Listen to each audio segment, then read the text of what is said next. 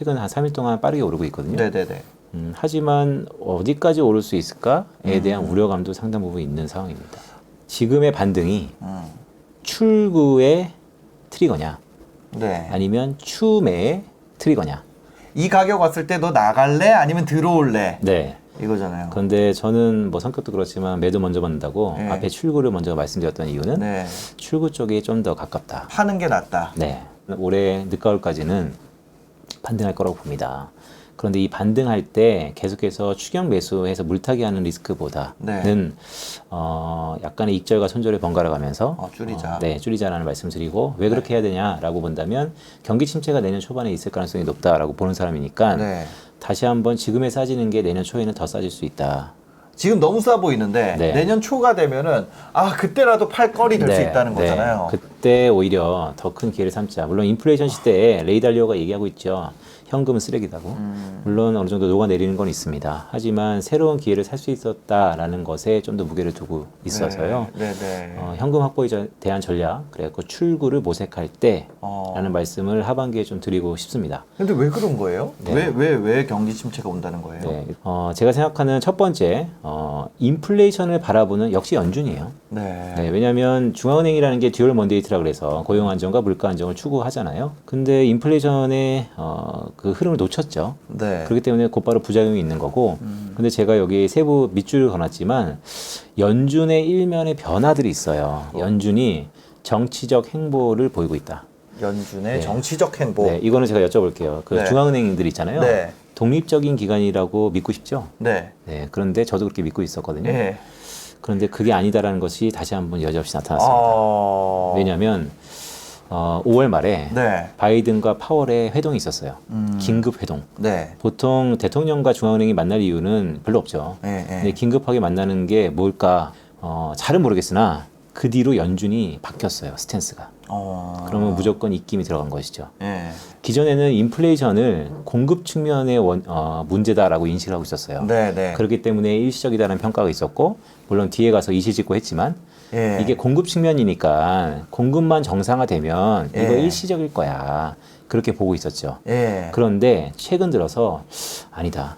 수요로 갑자기. 그게 무슨 얘기냐면 인플레이션을 잡으려면 경기를 부러뜨려야 된다. 그거 이퀄 경기 침체입니다. 그렇죠. 수요가 죽으려면은 그러면 고용 불안이 약이 되더라도 인플레이션을 잡아야 되겠다.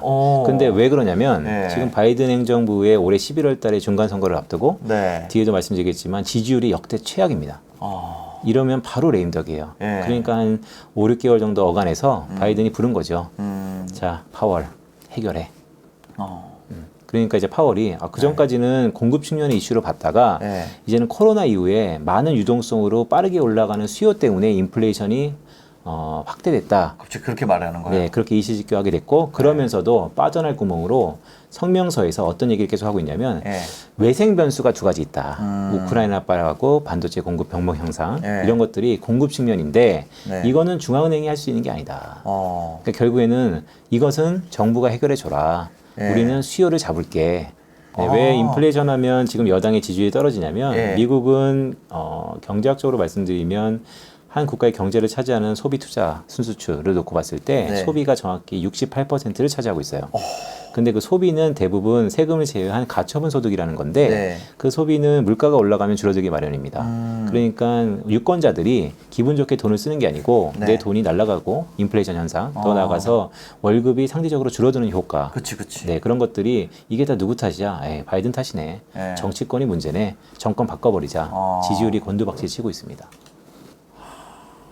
그러면 이게 이거를 공급적인 측면에서 있는데 바이든이 이런 공급 쪽에서 이런 외생 변수라고 이거 우리 할 수 없는 거라고 했는데 바이든이 이거를 해결해 주면은 이거 지지율 올라갈 수 있는 거 아니에요? 그래서 7월 달이 이제 그런 행동과 행위들이 나타날 겁니다. 그렇기 때문에 그러니까 원래는 연준은 이렇게 얘기했어요. 처음에는 물가 일시적입니다. 쫄지 마세요. 괜찮아요. 우리가 잡을 수 있습니다.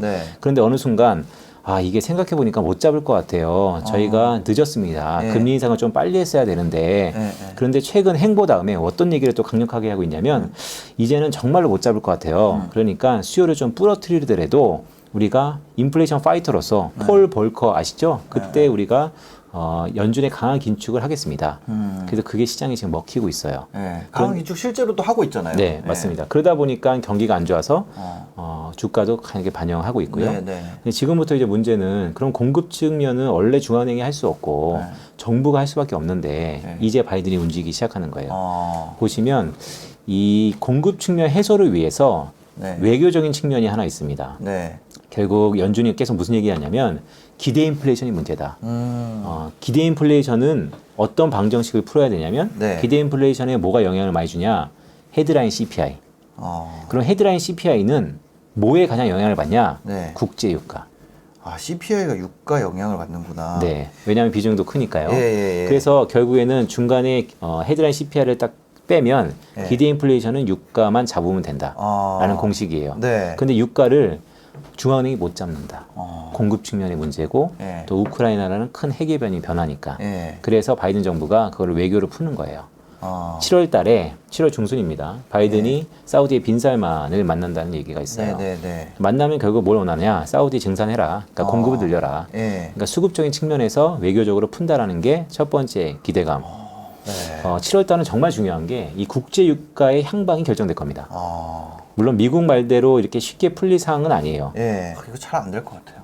뭐 그 의견이 좀 분분하죠. 이거 왜냐면 옛날에 그 오펙끼리 자기 뭐 유가 진짜 제살 깎아먹게 하고 뭐 나라 다 망하고 저기 뭐 베네수엘라 망하고 막 이럴 정도 유가 박살날 때도 줄이는 것도 못 해가지고 맨날 뭐 하면 누가 안 할래 나 안 할래 막 이러다가 못했잖아요. 그러면 이것도 증산하는 것도 그렇지 않겠어요? 뭐 쉽진 않죠. 그리고 이제 중동 사람들도 다 아는 거예요. 이제 전 세계에서 모두 다 환경 기후 ESG. 그래서 이제 원유라든지 이런 채굴보다는 그러니까 막차라는 인식이 있는 거죠.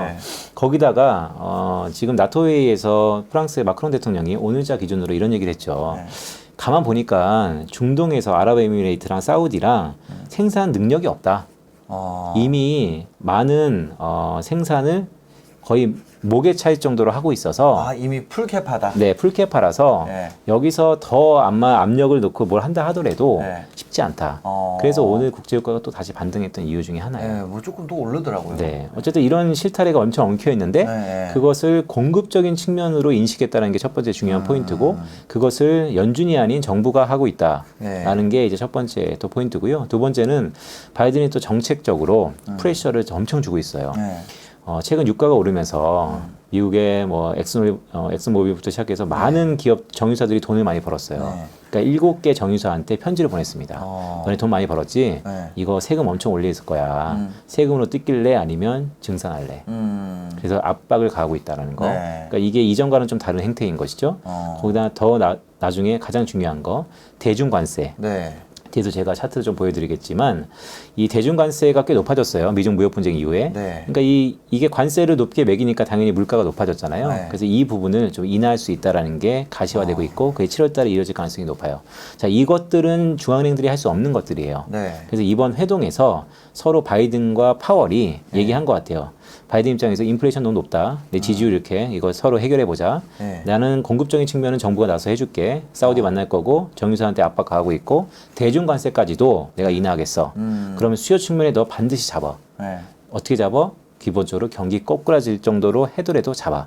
이게 미션이에요. 그래서 이제부터 보면 세 번째인데요. 수요 측면 해소를 위해서 미국 연준이 결국 기대 인플레이션 하락, 견인할 만큼 강력한 긴축.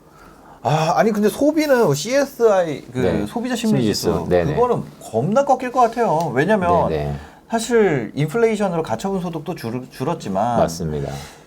일단 그런 거 있잖아요. 우리 학교 다닐 때 부의 효과 이런 거 배웠잖아요. 자산 늘면은 돈 주식으로 먹으면 수익 실현 안 해도 내가 밥을 쏘는 게 인지상정이잖아요. 사이버머니 효과죠. 사이버머니 효과. 근데 그게 역사이버머니 효과가 있는 것 같아요. 맞습니다. 위축되죠. 그래서 그런 거 실질적으로 내가 소득이 주는 걸로 인한 영향, 그다음에 이런 물가 상승으로 인한 내가 심리적 영향, 그런 거에다가 이제 주가 빠지니까 돈 쓰기 좀 싫은 거, 그거까지 합쳐가지고. 더구나 미국의 소비자들은 자산의 포트폴리오상에서 금융자산의 비중이 매우 커요. 아, 그러니까 거기는 그러니까 우리나라 부동산 빠진 것 같은 상황인 거 아니에요, 맞습니다. 여기는. 네네. 그래서 엎친 데 덮친 격 최악의 상황인 것이죠. 네. 그런데 저는 이 수요 측면의 해소를 위해서 연준의 네. 지금의 이 메커니즘이 통했다라고 보는 게 미국의 소비자 심리지수 중에서 네. 가장 대표적인 게 미시건대의 소비자 심리지수예요. 네네. 한 달에 2번 발표합니다. 네. 두 번째 주랑 네 번째 주에. 그런데 속보치랑 확정치라고 불리거든요. 네. 이거 서베이예요. 네. 가게들한테 물어보는 겁니다. 근데 속보치가 금융시장의 영향력이 커요. 왜냐하면 금융시장은 불확실한 미래에 대해서 좀 더 밸류를 주기 때문에 네. 먼저 맞는 속보치에 대한 기대치와 그 영향이 크단 말이죠. 그죠. 그런데 요번에 기대 인플레이션이 속보치가 네. 워낙 높았어요. 그런데 저는 왜 또 걱정하고 있었냐면 네. 그 속보치가 발표되고 다음 날 우리가 가장 문제가 있었던 미국의 5월달 CPI가 발표됐습니다. 네. 그러면 그 뒤에 확정치까지 2주 동안에 네. 더 큰 CPI가 나왔기 때문에 네. 확정치는 더 올라가겠다. 더 그럼 안 확정치 좋아지겠다. 그렇죠. 그럼 확정치가 더 올라가면 기대 인플레이션이 더 올라가면 7월달에 네. 자이언트 스텝 플러스 알파 더 크게 하겠다. 이게 이제 메커니즘이었거든요. 네. 그런데 지난주에 소비자 물가 확정치가 나왔는데 네. 5년물 기대 인플레이션이 3.3에서 속보치가 3.1%로 떨어졌어요. 그 좋은 거 아니에요? 그렇죠. 그러니까 이게 뭐냐면 그럼 그 2주 동안 무슨 일이 있었냐. 바이든하고 연준이 만났다고요. 네. 그리고 연준이 수요를 잡겠다고 얘기했다고요. 그래서 계속해서 파월 의장이 양원 연설, 하원 상원에 가서 어떤 식으로 계속 얘기했냐면 네. 우리가 경기 침체 가능성도 있다. 그러니까 수요가 꺾일 거다. 그럼에도 불구하고 인플레이션을 잡을 거다. 강력한 립 서비스로 기대 인플레이션을 잡았어요. 경기 침체 오더라도 네. 지금 물가를 먼저 최우선에 두겠다. 그렇죠. 이게 이전하고는 스탠스가 좀 다른 거예요. 네. 5월달만 하더라도 네. 경기 침체까지는 아니다라는 게 공식 입장이었고 맞아. 경기 침체 올 것 같으면 약간의 템포 조절도 할 거다라는 네. 게 스탠스였는데 네. 파월 만나고 좀 강하게 바뀌었다는 거. 그리고 강하게 바뀌었는데 연준이 바라보는 이 기대 인플레이션이 실제 2주 사이에 잡혔다는 거. 아니 저 다른 거 그 채널 같은 데 보면 그런 네. 얘기 하거든요. 경기가 좋기 때문에 금리 올리는 거라고. 네네. 근데 그거 아니었다고 그냥 한 거잖아요. 그러니까 이실직고 한 거죠. 네. 네. 아, 그래서 이거에 대한 후폭풍. 그러니까 저는 여기서 이제 더 크게 보면 예, 연준이 자기 길이 있었을 거예요. 예, 사람이 어떤 거를 오판할 수도 있죠. 예. 오판하면 다시 한번 자기가 주관을 갖고 꾸준히 하면 그만큼 부작용이 적을 겁니다. 그런데 연준은 그런 행동을 했어야 돼요. 근데 지금 행정부인 바이든 대통령이 불러서 네. 너 한번 잘못했지. 잘못 봤잖아. 이제는 내가 하는 대로 해. 그래서 약간의 미련이 있지 않을까. 이 정치적인 행보는 네. 결국 부작용을 일으킬 수밖에 없다. 그 부작용은 경기 침체일 것이다. 그럼 지금 경기는 어느 정도 수준에 와 있나요? 네, 이미 침체 들어간 건가요? 그게 가장 중요한 포인트예요. 네. 왜냐하면 미국의 1분기 GDP가요. 마이너스 1.5% 역성장했어요. 그리고 아마 이게 지금 오늘 28일인데 내일 29일 날 저녁에 네. 미국의 1분기 GDP 확정치가 발표되는데요. 네, 네, 네. 마이너스 1.5%에서 마이너스 2%로 하락폭이 더 깊어질 수도 있다라는 게 컨센서스예요. 1.5가 이게 속보치예요? 이게 그러니까 GDP는 3번 발표합니다. 네. 속보치, 그다음에 잠정치, 확정치. 네. 지금은 이제 세컨 잠정치까지 발표됐고, 잠정치까지 발표됐고. 네, 확정치가 이제 발표되는데 그게 네. 더 낮춰질 거다라는 게 컨센서스입니다. 자, 그러면 우리가 경기 침체 여러 가지 정의들이 있어요. 네. 미국의 경기 침체는 공식적으로 전미 경제 연합회라는 MBER이라는 데서 발표를 해요. 네. 근데 그거는 우리 흔히 통상적으로 GDP 성장률이 네. 2분기 연속, 그러니까 6개월이죠. 네. 6개월 연속 뒷걸음질, 마이너스를 보이면 네. 경기 침체라고 명시한다라는 것을 그건 헤드라인이고 네. 세부적으로는 그 안에 소매, 판매, 산업 생산 다 그런 기준들이 있어요. 네. 근데 어쨌든 러프하게 2분기 연속 마이너스면 경기 침체예요. 그런데 지금 1분기가 마이너스잖아요. 네. 2분기의 전망치들이 네. 미국은 워낙 통계가 발달됐기 때문에 매일 맞아요. 나오는 경제 지표를 갖고 GDP를 매일 일간으로 트래킹하는 GDP Now Forecast라는 게 있어요. 네. 아틀란타 연준에서 네. 그게 지금 0%예요. 0.3%. 그거 안 좋다는 거잖아요. 그렇죠. 그러면 이제 무슨 생각이냐면 경기 침체가 온다는 건 오케이. 이제 많이 가게에 반영됐으니까. 네. 그런데 뭐 빨라야 저는 뭐 내년 초반 아니면 아직까지 내년 뭐 중반, 내년 후반 이런 얘기를 하는데 이거 이러다 지금 경기 침체 아니야? 왜냐면 1분기에 일단 역성장했고 2분기의 컨센서스가 전망치가 지금 0%인데 물론 아틀란타에서 발표되는 GDP 나우라는 그 모형이 실제 GDP랑 갭은 좀 있어요. 어쨌든 성장이 멈춘다는 거잖아요. 네. 그러면 여차하면 마이너스 될 수 있다라는 거고 자 지금부터 좀 리스크를 안고 전망을 좀 해드리면 이게 편집 기간이 있으니까 오늘 밤 28일입니다. 네. 오늘 밤에 컨퍼런스 보드 소비자 신뢰 지수가 발표될 거예요. 네, 네. 그게 급락할 가능성이 있어요. 급락한다. 네, 왜냐하면 이 컨퍼런스 보드 소비자 신뢰 지수는 서베이를 똑같이 하는데요. 네. 고용 시장에 관련된 서베이예요. 이게 뭐 저희 전망대로 급락한다면 이거를 반영한 GDP 나우는 다음 주에 마이너스 보일 가능성도 있다는 것이죠. 그러면 현재 실제 GDP는 1분기에 마이너스였고 2분기 전망도 이거 경기 침체가 먼 게 아니고 지금 오는 거 아니야? 라는 우려감이 있을 수 있다는 것이죠. 아니 그러면 이렇게 되면은 금리 올릴 필요 없는 거 아니에요? 그런데 지금 바이든이 압력을 가한다는 거죠. 너무 높다. 8.6%가 웬 말이냐. 빨리 내리라고. 그렇죠. 아 진짜. 근데 이제 이게 타이밍상 7월 달은 주식 투자하시는 분들은 매우 바쁜 시기예요. 왜냐하면 기업의 실적이 발표되는 시즌입니다. 7월 첫째 주 삼성전자 국내는 잠정치를 비롯해서 미국은 알코아를 비롯해서 알루미늄 기업이죠. 그다음에 금융, IT. 근데 뭐 금리가 이렇게 오르고 대꾸받고가 많았는데 뭐 실적 다 안 좋겠죠. 거기다 지금 실적 안 좋은 것은 다 반영하고 있지만 하반기에는 어떨까에 대해서 귀추가 주목될 건데 지금처럼 경기 GDP 나오도 그렇고 뭐 부진하다라고 하면 도무지 그래서 제가 말씀드렸던 것은 지금 꽤 반등세가 있는 건 사실이고요. 이런 반등세가 올해 뭐 늦가을까지 이어질 가능성이 높아 보입니다. 왜냐하면 많이 싸졌기 때문에. 하지만 뭘 갖고 들어올릴 수 있을까요? 그러니까. 아니 그 주가 뭐 주가가 싸고 비싸고를 떠나서 이거 팔아야 되는 상황인 거 아니에요? 이렇게 되면은 그게 없잖아요. 뭘 진짜 뭐 명분이 있어야 될 거 아니에요? 명분은 딱 하나입니다. 뭔가요? 싸다. 싸다는 거 말고는. 근데 또 싼 거에는 장사 없습니다. 그러니까 이런 의견들이 팽배한 건데 저는 글쎄요 새로 신규 투자하시는 분들은 지금까지 많이 기다렸다면 좀 더 기다리시죠. 왜냐하면 너무나 불확실성이 큽니다. 기회는 언제든 올 수 있을 것 같습니다. 다만 이제 지금 계좌가 대부분 많이 녹았기 때문에 그럼 지금은 갖고만 있으면 그러면 본전 비슷하게 회복은 되는 것이냐. 일단 그런 가능성이 있어 보인다. 본전까지 올 수 있다. 뭐 본전에 각각 포트폴리오마다 다르니까요. 하지만 뭐 마이너스 5% 내외에서의 회복이라면 그러면 정말로 과감하게 그때는 정리를 좀 하시자. 내가 이거 마이너스 제로까지 기다리지 말고 마이너스 5까지 오면 그러니까 그게 뭐 마이너스 제로 뭐 제로가 되면 더 좋고요. 어쨌든 지금의 반등을 여기서 추격 매수 뭐 이렇게 해서 물타기 이런 과감성보다는 조금 보수적으로 가져가자라는 말씀을 드리면서 미국도 그렇고 한국도 그렇고 둘 다 오히려 한국이 더 먼저 매주 맞았기 때문에 한국이 좀 더 빨리 올라갈 수 있는 개연성도 있죠. 하지만 둘 다. 일단 주식 비중 줄이자는 거네요. 올라올수록 조금씩 실현하자는 거예요. 수익 실현하자. 아니면 손절을 하자. 아프지만. 왜냐면 지금 신규로 진입하는 사람들은 단타 생각하고 들어오던지 이거를 뭐 중장기로 내가 쭉 끌고 가는 이거 할 그건 아니다. 신규로 들어오신 분들이 사실 주변에 그렇게 많지는 않아요. 왜냐하면 대부분 근데 그래도 신규로 들어오실 분들은 되게 더 방망이 짧게 롤오버 하지 말고 그날의 기대 수익률을 하자. 향유하자는 말씀드리고 자 그런 의미에서 이제 세 번째 제가 외환시장 늘상 강조하는 거 모든 위기와 기회는 외환시장에서 시작되고 외환시장에서 끝납니다. 근데 최근에 신환율 정책이라는 얘기가 있어요. 이게 무슨 얘기예요? 우리 흔히 환율 전쟁 환율 전쟁이라는 것은 자국 통화를 약세로 만들어서 수출을 좀 더 잘 되게 해서 경기를 좀 더 부양하는 게 환율 정책, 환율 전쟁이었어요. 근데 최근 들어서 패턴이 바뀌었어요. 모든 국가들이 긴축을 합니다.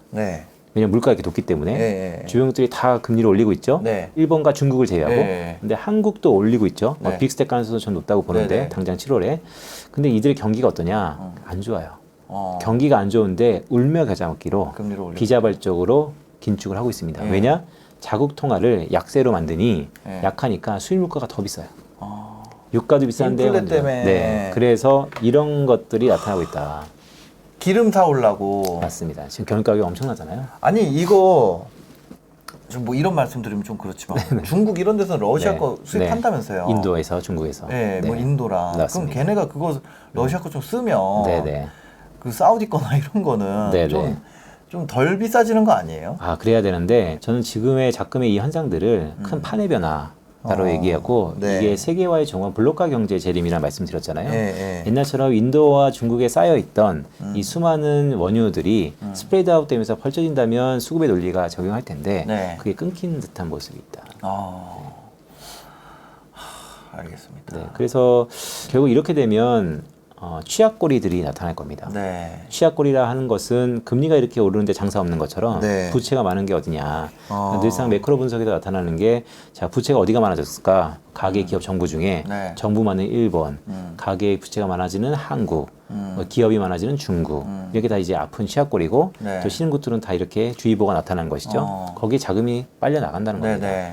거기다가 이제 결국 그러면 달러가 강세가 될 건데 라고 보는 건데 뒤에도 이제 다시 말씀드리겠지만 7월 달에는 드디어 유럽 중앙은행이 금리를 올려요. 저는 개인적으로 올해 상반기만 하더라도 유럽 중앙은행은 금리를 못 올릴 건다고 봤어요. 네. 왜냐하면 경기 때문에. 근데 지금 유럽은 경기고 이판사판 인플레 잡자. 기름 타야 된다. 네, 어차피 지금 마이너스다. 금리 자체가. 그래서 이것을 플러스로 올리면 네. 그럼 사람들이 금리를 올리네? 그러면 유로화가 강세가 될 건데 네. 라고 보고 있지만 저는 반대. 왜냐하면 금리를 올려서 플러스 환율이 강해지는 효과보다는 네. 지금 루크라 사태가 장기화되면서 경기가 안 좋아지는 그렇죠. 저는 유럽은 이미 리세션. 아니 그 우크라이나 사태로 인해서 유럽이 왜 안 좋아지는 거예요? 이거 이런 거 여쭤봐도 돼요? 되죠. 왜냐하면 네. 유럽은 19개 넘는 국가들이 각각의 체력이 다른데 네. 유로화라는 하나의 명분으로 싸잡아 있어요. 네. 그 국가에 통하는 그 국가의 펀더멘털을 반영해야 되는데 1등하고 100등하고 같이 있단 말이죠. 네. 그러면 하향 평준화 되는 겁니다. 그래서 기본적으로 체력이 약한 가운데 에너지원이 계속 공급돼야 되는데 에너지원의 대부분을 러시아에서 공급받고 있어요. 우리 유럽이니까. 네. 네. 러시아는 유라시아 아닙니까? 유럽과 아시아를 움직이고 걸쳐 있고. 있죠. 네. 그래서 익스포저가 한 38%에서 40% 정도. 그러니까 유럽은 에너지를 러시아한테 공급받지 못하면 공장이 멈춰요. 그런데 그 가운데 전쟁이 났다고요. 네네네. 지금 우크라이나와 러시아의 전쟁을 하고 있죠. 네. 군대는 파견 아니지만 서방에서 돈을 댑니다. 네. 그래서 그 돈을 갖고 우크라이나는 무기를 갖고 돈을 갖고 전쟁을 하고 있죠. 네. 근데 그 돈의 출처가 어디냐? 유럽이요. 러시아산 원유와 천연가스를 여전히 사고 있어요. 진짜요? 네. 더 많이 사고 있어요. 어머. 그럼 이제 어떤 일이 벌어지냐면 네. 그래서 이제 뭐 프랑스 마크론도 얘기를 하는 게 네. 너무 푸틴을 공주에 몰면 안 된다는 얘기도 나오고 있는 거죠. 네. 근데 그럴 수밖에 없는 게 이건 이제 실리 외교인 것이죠. 명분은 알겠지만 그래도 돌아가는 건 돌아가야 된다. 네. 러시아가 오히려 금수 조치를 중단하고 있어요. 그렇기 때문에 러시아가 안 주는 거예요? 그렇죠. 러시아가 끊고 어머, 있어요. 어머. 왜냐하면 거기 아니래도 인도가 더 사가면 되고 중국이 더 사가면 되니까. 그러니까 유럽은 이러지도 저러지 못하는 상태예요. 그러니까 왜 우크라이나발 리스크가 그러니까 전쟁이 장기화되면서 유럽이 힘들어지냐? 그러면 공장은 돌리고 가전은 돌아가야 되는데 가게는 돌아가야 되는데 더 비싼 돈을 갖고 사올 수밖에 없으니까 소비는 더 위축되고 공장은 멈춰버리고 생산은 안 되고 일자는 다시 문제가 되고 그것을 타개하기 위해서 돈을 써야 되는데 유럽이라는 것은 2012년도에 이미 10년 전에 네. 재정위기로 한번 망했던 국가들. 근데 그때 그 망했던 것을 1등 기업이 1등 국가가 100등 국가를 손잡아줘서 이끌어서 네. 끌어왔는데 네. 다시 그걸 손을 내밀어야 되면 엄청난 합의가 있어야 된다. 그 과정에서 막 브렉시트도 있고 막 네. 그랬는데. 복잡하죠. 아니 여기도 북해산 석유 막 이런 거 있잖아요. 있죠. 노르웨이산 있고 다 있죠. 네, 다 얘네 또 다 있고 네. 미국도 네. WTI가 텍사스의 맞아요. T 아닙니까? 네, 맞습니다. 근데 네. 러시아 잠겼다 그래서 이렇게 난리가 나나? 그네들은 전부 그러니까 미국의 그리고 중동도 있잖아요. 네, 있죠. 오펙도 있고 네, 오펙이 중동이잖아요. 네, 네. 산유국 그리고 베네수엘라도 있고 네, 네. 그런 나라들이 다 있는데 있는데도 의존도가 그렇게 높은 거예요. 러시아가 네. 유럽과 러시아는 붙어 있으니까요. 지구가 너무 작네 생각보다. 그러니까 에너지 패권이라는 게 그래서 나오는 겁니다. 에너지 패권. 네, 그래서 이제 winter is coming이라는 얘기가 있잖아요. 네. 겨울이 오고 있습니다. 겨울에는 네. 유럽 애들이 다 아사할 거다. 진짜 겨울이 올수록 러시아가 더 큰 소리 치겠네 진짜. 네, 제가 넥스트 책에서도 작년에 우크라이나발 전쟁 가능성에 대해서 언급을 하면서도 네. 이게 봉합될 거다. 왜냐하면 가만 보니까 결국 처음에는 명분으로 하겠지만 네. 경제와 실리 외교 측면에서 아마 들고 일어날 거다. 그래서 이 지금 돈바스 지역을 러시아가 차지했거든요. 네. 그러면 한국전하고 비슷하게 아픈 정말 이게 실리 외교의 폐해지만 민낯이지만 우크라이나는 계속해서 전부 크림반도까지 영토를 수복하겠다고 주창하겠지만 네. 미국이 인플레이션 때문에 안 되겠다. 그만하자. 러시아, 유럽이 이러다가 경기 다 부러지고 정권 다 바뀌겠다. 안 되겠다. 아마 러시아가 나는 돈바스 지역 먹었으니까 이제 오케이. 미적 협약 뭐 이런 실리 외교 이런 아픈 가운데 봉합 가능성이 있다라고 여전히 보고 있습니다. 그래서 네. ECB는 금리 정상화, 금리 에도 올려도 네. 유로화 여전히 약세로 가고. 네, 뭐 1, 2주 정도는 뭐 반영을 하겠지만 그래도 네. 약세 압력이 높아진다. 경기가 이미 리세션이다. 체감적으로 네. 라는 말씀드리고 문제는 달러에 차지하는 또 다른 큰 비중을 차지하는 게 일본 엔화인데요. 네네. 일본 엔화는 계속해서 저는 약세 압력이 높아질 거라고 보고 있고 네. 지금 135엔까지 왔으면 이쯤 하면 오히려 또 일본 엔을 투자해야 되는 거 아닌가? 네. 이런 의견도 있지만 저는 아직은 시기상조. 왜냐하면 도대체 일본은 저 완화 정책을 왜 계속 피는가? 이거는 맥락을 잘 이해하셔야 되는데요. 네. 아베노믹스예요. 아베노믹스가 지금은 총리가 바뀌었어요. 네. 근데 아베노믹스의 오른팔이 구로다 총재인데 지금 구로다 총재는 아베노믹스를 같이 만든 사람입니다. 네. 그렇다고 총리가 바뀌었다고 자기가 인플레이션 압력 때문에 여기서 그만두면 지난 10년간의 행적은 다 수포로 돌아가요. 더구나 명분이 있어야 되는데 일본의 정치권이 이거를 바꾸기를 원하지 않아요. 완화적인 기조를. 네, 왜냐하면 지금의 상황에서 네. 그렇다면 여론이 들끓고 정치적으로 압력을 가야 될 거 아니에요. 근데 그런 조차도 없어요. 그래서 저는 구로다는 결국 내년 3월인가 4월이 이제 임기 만료인데 네. 그때까지 완화적인 정책을 계속해서 지속할 거다. 그러면 엔화는 더 약세가 될 거다. 네. 유로화 약세, 엔화 약세는 달러의 강세로 나타날 거다. 네, 그렇게 보고 있고요. 그러니까. 네, 그래서 제가 이제 1,300원 원화의 달러원의 터치 가능성. 네. 한국은행이 정부가 개입을 3번 정도 했는데도 여전히 터치했죠. 그래서 이런 식의 흐름이 이어질 거다. 무역 수지 아니면 그 여행 수지 네. 다 악화될 거고 악화되고 있고 이미 경기 선행 지수들 뭐 네. 이번 주에도 발표될 건데 더 둔화되고 있고 한국이 거기다 정부의 개입도 이미 한계점에 왔고 그러면 원화도 또 약세일 거다. 그렇게 좀 보고 있습니다. 원화 약세 계속된다 얘기는 그거잖아요. 코스피 더 빠진다고. 시차는 좀 있는데요. 네. 외국인들의 자금이 더 이탈한다. 네. 아니면 들어오진 좀 않을 거다. 그러니까. 이렇게 보고 있는 것이죠. 안 좋다는 얘기잖아요. 네, 그렇기 때문에 제가 출구냐, 팔으라는 얘기잖아요. 출구냐, 추매냐. 네. 근데 지금 이제 수익률이 워낙 낮기 때문에 지금 팔기도 힘들어요. 왜냐하면 실전적으로 투자하시는 분들은 지금 포지션이 참 힘든 구간이거든요. 네. 근데 아마 이럴 때 조금 회복을 할 겁니다. 회복하면 할수록 욕심내지 마시고 조금씩 현금화 시키는 게 어떨까? 라고 말씀드리고 있습니다. 물 타지 말라는 거잖아요, 지금. 저는 일단 그렇게 보고 있습니다. 네. 그래서 그런 얘기를 오늘 좀 드리는 거고, 네. 이거는 이제 아까 말씀드렸던 것에 몇 가지 이제 근거들을 제가 차트로 갖고 왔습니다. 네. 왼쪽 차트는 이게 만난 거예요, 이렇게. 이렇게 회동한 둘이. 차트가. 네. 이렇게 만났고요. 그래서 아까 저한테 질문 주셨잖아요. 인플레이션 높아지면 지지율이 낮습니까? 네. 이게 오른쪽에 바이든을 좋다고 생각하는 게 39%. 계속 내려가고 있어요. 네. 바이든 실화가 55%. 자, 이런 상황에서 바이든이 만나서 파월한테 어떤 얘기를 했을까? 내 지지율 좀 어떻게 좀 해봐. 네, 근데 지지율의 원인이 인플레이션. 인플레이션. 네, 그래서 인플레이션 잡어. 파월이 얘기하는 거죠. 중앙은행이 인플레이션 어떻게 잡습니까? 네. 공급 측면은 외생 변수예요. 그건 내가 풀게 외교론 정책으로. 너는 수요를 부러뜨리라도 잡아. 네. 자, 그래서 이게 보시면 역대 모든 대통령들이에요. 네. 녹색은 현재 바이든의 지지율. 바이든을 좋아하는 사람. 녹색이 네, 현재 사람. 바이든을 조절. 네. 그리고 검은색은 트럼프, 오바마 역대 모든 대통령들. 네. 그럼 보시면 녹색이 네, 그거고 현재 바이든 네, 비교한 거예요. 비교한 지금 거예요? 시기에 역대 가장 낮아요. 바이든. 트럼프보다도 트럼프보다 미치네. 네, 최근에 역전됐죠. 밑에 말할 것도 없고. 밑에 다 미치네. 네, 이거는 바이든을 지지한 사람들이 형편없다는 거예요. 근데 다음 페이지 보시면 바이든을 싫어하는 사람들은 또 역대 최고예요. 그러네. 근데 이 싫어하는 갭이 워낙 커요. 너무 싫어하네, 네. 바이든을. 그래서 저는 레임덕의 가시화 이게 연준을 압박했고 연준의 독립성을 상당 부분 네. 영향을 미치고 있다.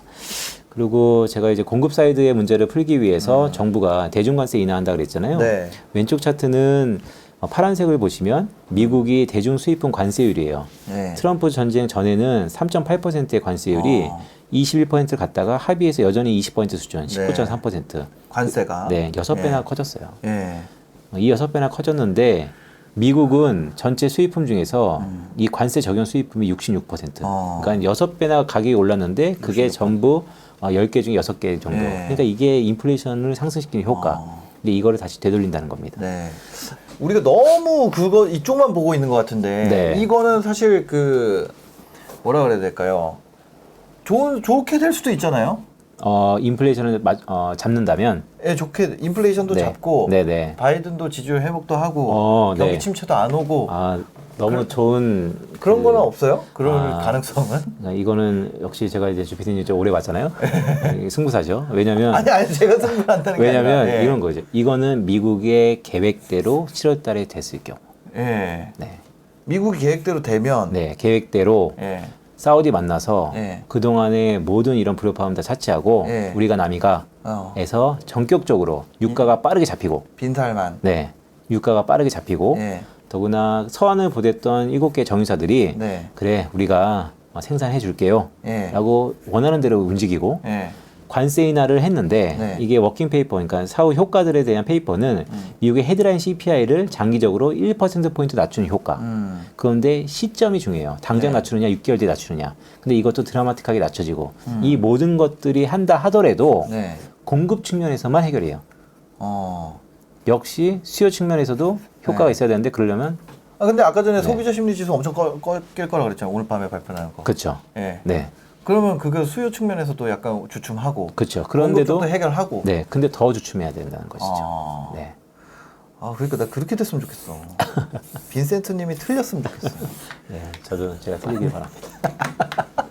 아니 진짜로 너무 암울한데 이번에 한 일주일 올랐잖아요. 그러면서 행복했거든요. 네. 근데 모르겠어요. 그러니까 안도의 한숨은 또 있는 것 같아요. 네. 그러니까 엔디드 측면, 고점 대비 하락폭이 과거 리세션을 감안할 정도로 많이 빠졌었다. 네. 그리고 PBR 0.8배에서 0.9배는 매력적인 네. 자산. 여기서 사서 물리면 그냥 장투해도 돼. 라는 시각이 많아요.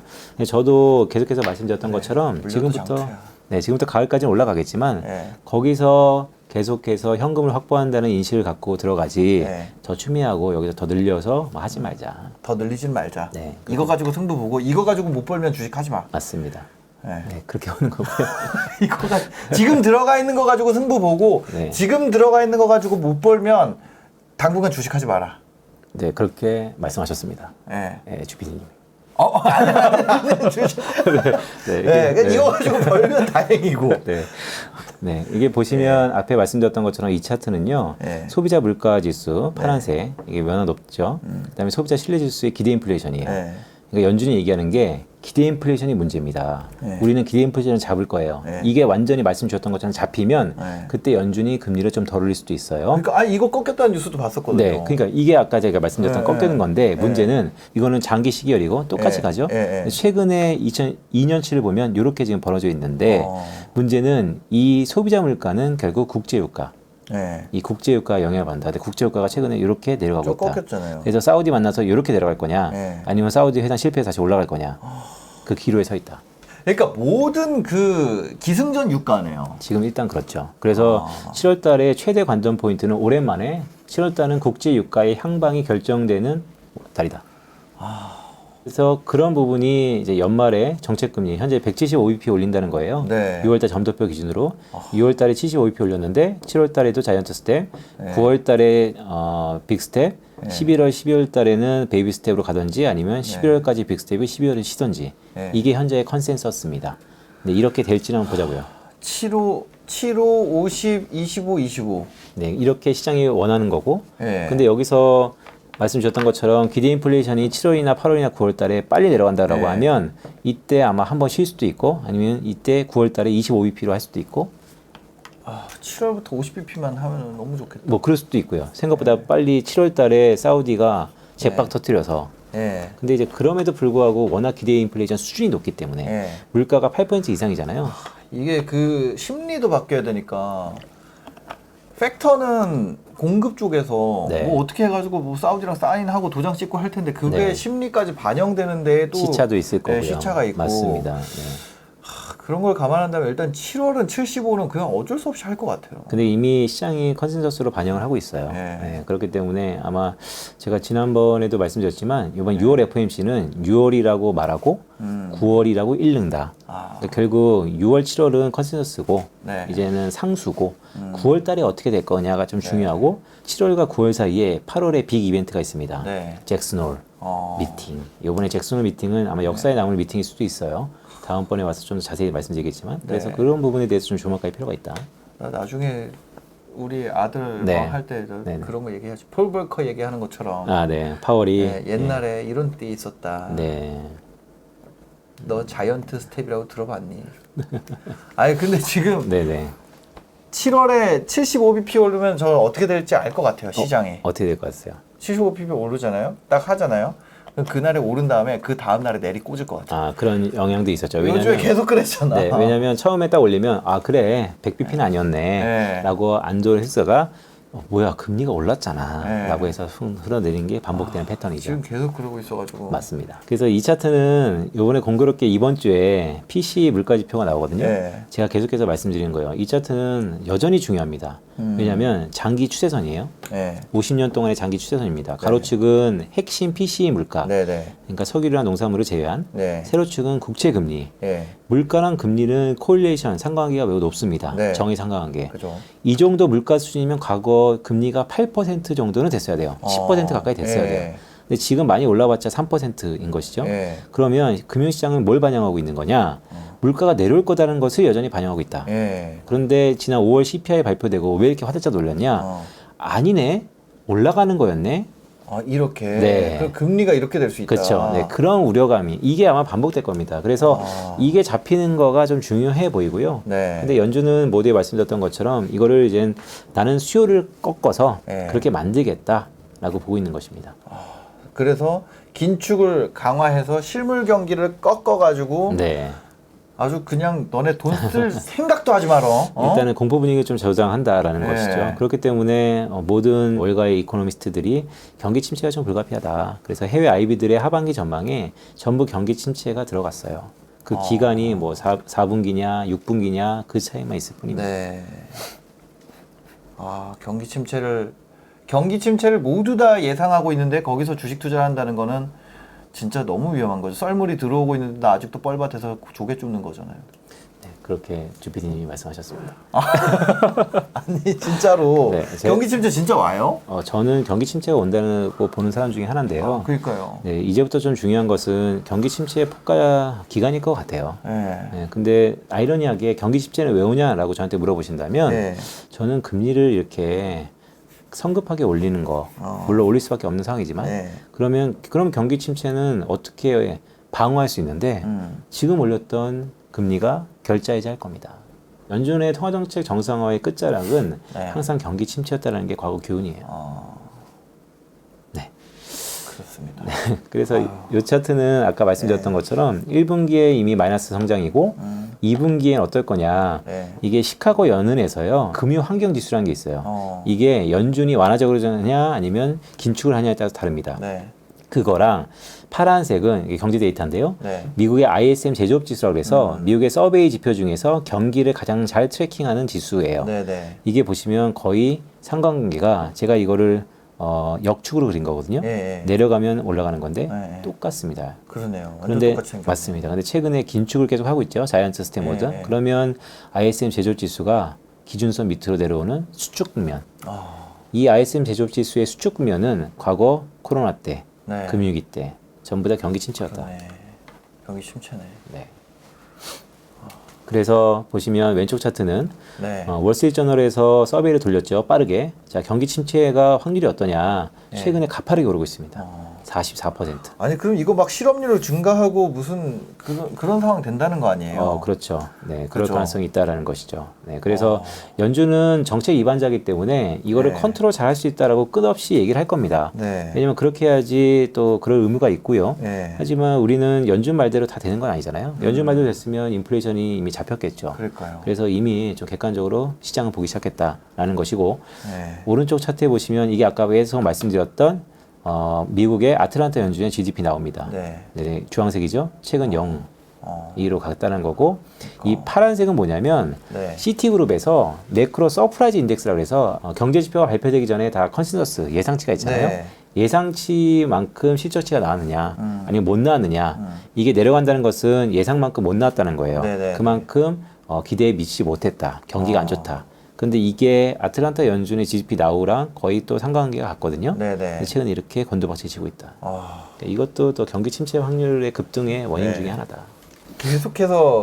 계속해서 실망스러운 발표가 이어지고 있고 네, 그런 지표들이. GDP 나우도 GDP를 실시간으로 추적하고 있는 네. 이 지표도 안 좋아지고 있고 맞습니다. 경기 침체 확률 올라가고 있고 맞습니다. 자, 이런 판국에 예. 싸졌기 때문에 반등을 하고 있다. 아, 그러면 어떻게 해야 되느냐? 팔아야지. 그래서 오늘 제가 말씀드린 게 출구, 그러니까 우리가 현금을 확보할 수 있는 기회로 삼자. 현금을 확보하자. 현금을 확보해서 차라리 그냥 인플레이션을 맞자. 그러니까 이런 거죠. 그러니까 네. 뭐 인플레이션 시대에 현금은 뼈 아프죠. 녹아내리는 네, 거니까요. 네. 하지만 또 다른 기회를 살 수 있는 인플레이션의 현금이라는 측면에서 좀 접근하자. 저 그리고 그래가지고 네. 아이폰 샀어요. 그냥. 아이폰 샀어요. 실물을 사셨군요. 네. 네. 아이폰 가격 더 올라갈 것 같아서. 아이폰 재테크인가요? 아니. 재밌는 팁 하나 드릴까요? 말 나온 김에. 그러니까 사실 대부분 이제 종목 이런 거가 궁금하시잖아요. 네. 아젠다가.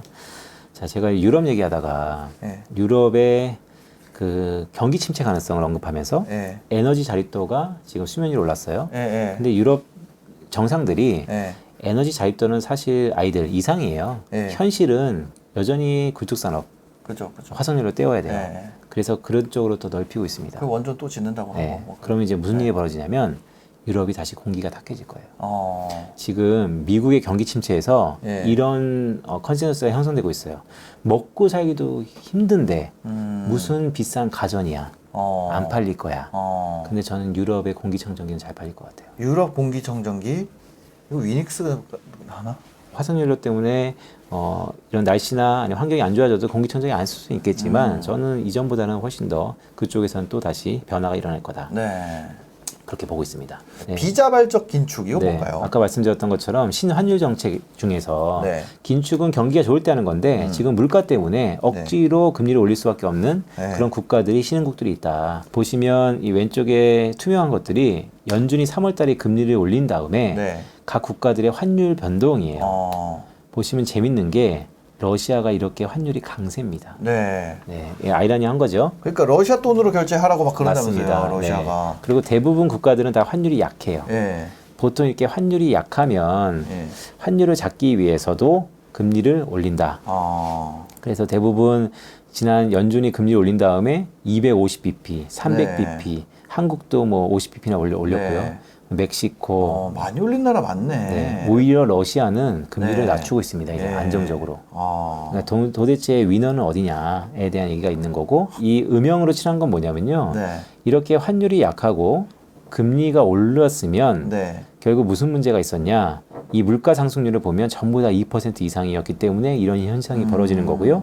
그러면 여기 GDP 대비 정부 부채, 민간 부채, 외환 보유의 단기 외채, 빚, 네. 음영은 전부 취약한 국가들.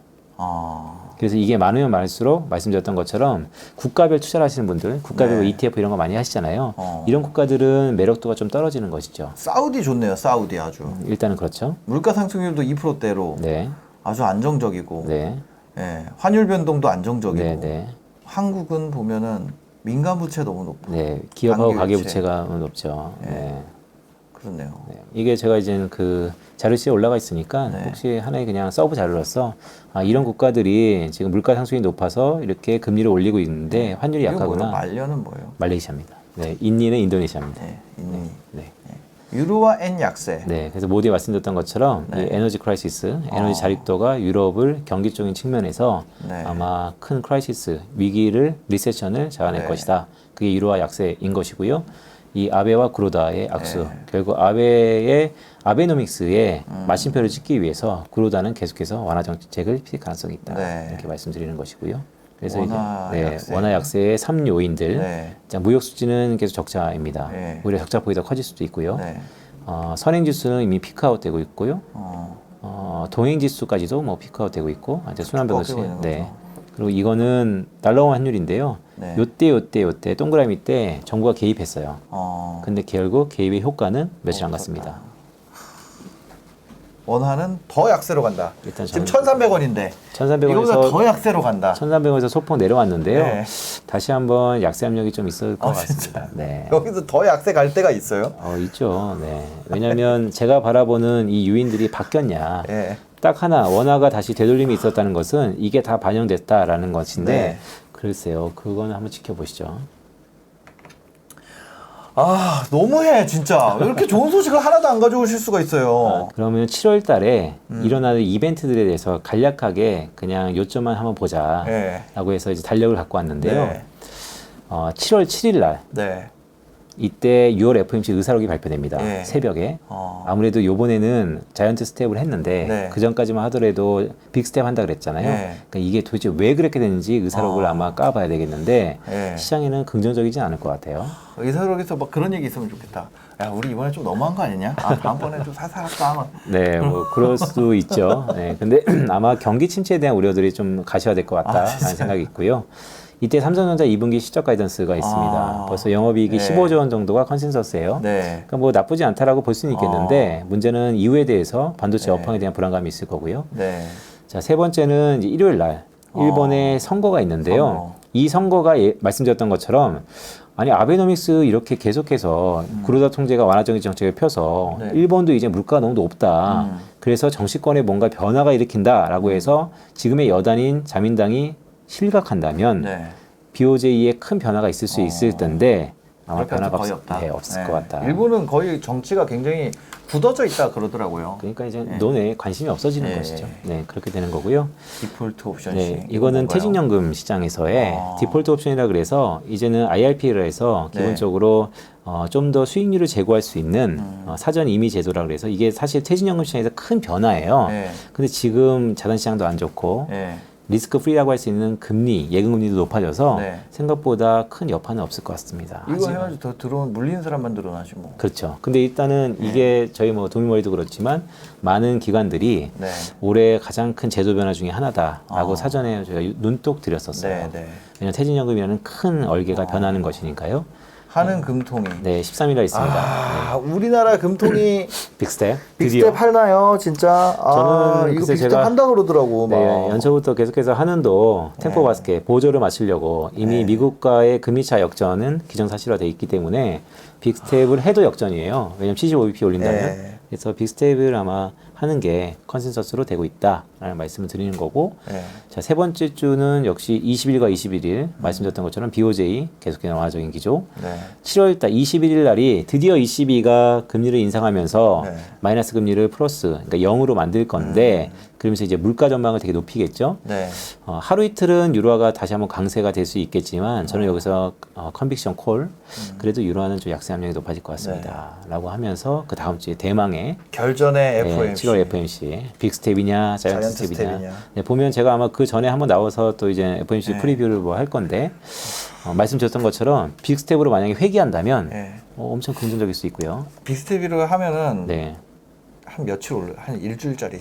그런데 이게 빅스텝이 되려면 이 9번째 바이든의 사우디 방안이 두 번째 주에 있어요. 아직 미정이지만 네, 이때 이게 빅스텝이 되려면 이때 유가가 아마 모종의 합의가 있어야 될 거다. 이거 거의 모종의 합의 딱 되잖아요. 네. 그럼 그때 이미 다 선반영해요. 네, 그럴 수도 있습니다. 그래가지고 막상 빅스텝 했는데 빠져. 별거 없으니까 네. 네, 그럴 수 있죠. 이제 더 이상 나올 카드가 없다. 맞습니다. 뭐 그럴 수도 있죠. 네. 그리고 이제 옐런 재무장관이 이제 한국에 와요. 네. 그래서 인플레이션과 국회 해법을 논의한다 그러는데 네. 문제는 인플레이션입니다. 저는 이게 되게 마이너한 이벤트일 것 같지만 네. 저는 개인적으로 주목하고 있는 게 자네 옐런. 네. 그 자네 옐런이 오나요? 옵니다. 네. 이게 아마 하는 총재들을 만나서 8월 달에 제가 잭슨홀 말씀드렸잖아요. 네. 잭슨홀에 나타날 수 있는 현상들을 미리 밑밥을 깔지 않을까라는 생각을 조심스럽게 갖고 있습니다. 7월에 이렇게 많은 이벤트들이 있는데 네.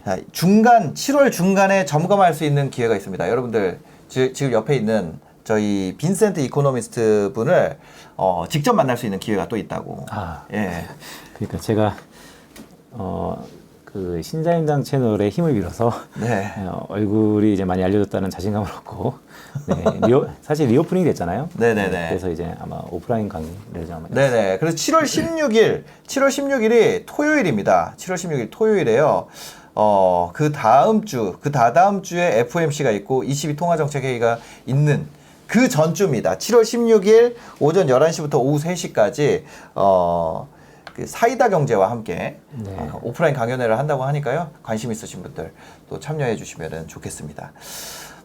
또 오늘 이렇게 많은 내용들 전해주셔서 너무 감사하고요. 아닙니다. 제가 영광이었습니다. 예, 이런 지금 여러 가지 변수가 있는데 이런 변수들이 또 바뀌게 되면 네. 그때 또 7월 16일에는 또 다른 방향을 얘기하실 수도 있는 거잖아요. 그렇죠. 이제 그때는 그때는 근시안적인 얘기도 있겠지만 네네. 저는 지금의 작금의 현상들이 큰 판의 변화다라고 네. 생각하고 있기 때문에 제가 생각하는 그 판의 변화에서 롱런하게 걸어갈 수 있는 법 이런 네. 것들 좀 말씀드리려고 하고요. 오늘 제가 나름대로 이제 준비를 했는데 그 신사임당 채널은 저도 애정이 좀 있으니까요. 네. 근데 오늘 주피디님이 딱 보니까 역시 제 예상대로 국제유가가 7월달에 한 이슈일 것 같고 네. 이 바이든과 사우디의 이 방안에서 네. 말씀주셨던 것처럼 유가가 정말로 꺾이는지 저 그냥 기대를 얘기하는 거지. 제가 저 이코노미스도 아니고 아무것도 아니에요, 저. 네, 근데 이제 어쨌든 이제 시장에 이견이 있는 거니까요. 그래서 네네. 네, 왜냐면 이게 되게 좀 핫 그랬으면 이벤트일 좋겠다는 겁니다. 거죠. 예, 네. 그렇게 되고 뭐 이제 그죠. 좀 오늘도 영상 봐주셔서 감사하고요. 행복한 하루 되시기 바랍니다. 감사합니다.